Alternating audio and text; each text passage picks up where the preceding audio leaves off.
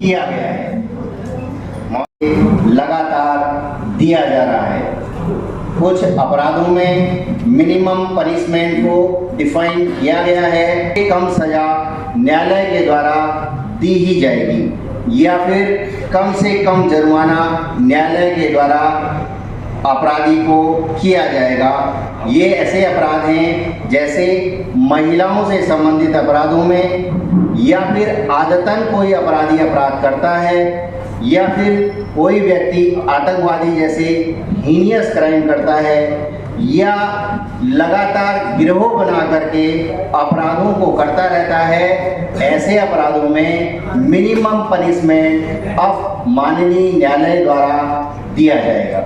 ड्यूटीरत पुलिसकर्मी द्वारा कोई सही निर्देश दिए जा रहे हैं और कोई व्यक्ति उन आदेशों निर्देशों को नहीं मानता है या मानने से इनकार करता है या फिर जबरदस्ती करता है, तो ऐसी दशा में उस व्यक्ति को कुछ समय के लिए थाने पर ले जाकर रोका जाएगा। इस प्रकार के प्रावधान इन नए कानूनों में किए गए। कंप्यूटरीकृत किया जा रहा है। अब थाने की एफआईआर को लगातार ऑनलाइन देखा जा सकता है। इसी प्रकार अपराधियों के बारे में भी कहीं से भी चेक किया जा सकता है, जिससे अपराध व अपराधियों की जानकारी करना काफ़ी आसान होता जा रहा है। आपस में एक साथ जोड़ने का कार्य किया जा रहा है, जिससे पुलिस को अपराधियों की पहचान करने में काफ़ी आसानी होगी और पीड़ित व्यक्तियों को जल्द न्याय मिल जाएगा। अपराधियों द्वारा अपराधों को करके भाग जाना अब धीरे धीरे मुश्किल होगा। अपराधियों के साथ सत्यापन की कार्रवाई भी बहुत जल्द हो जाया करेगी। ठीक उसी प्रकार थाने से भारतवर्ष के न्यायालयों को भी जोड़ा जा रहा है, जिससे पीड़ित व्यक्तियों को जल्द महोदय email, message, WhatsApp, social media आदि का उपयोग करके अपराधों को करने पर न्यायालयों द्वारा सजाएं त्वरित गति से करने में अब आसानी होगी। देश में पहली बार आपराधिक न्याय प्रणाली में प्रौद्योगिकी का प्रयोग किया जा रहा है। एफआईआर से लेकर फैसले तक की सभी प्रक्रियाएं आने वाले समय में आदमी को कोर्ट के चक्कर काटने से मुक्ति मिलेगी। महिलाओं, बच्चों के विरुद्ध अपराधों को इन कानूनों में उम्र कैद से मृत्यु दंड तक की सजा का प्रावधान किया गया है। सामूहिक दुष्कर्म में भी कम से कम 20 साल की सजा कर दी गई है। कुल 21 प्रकार के नए अपराधों को इन कानूनों में जोड़ दिया गया है, जो आज के लिए समाज में प्रासंगिक है।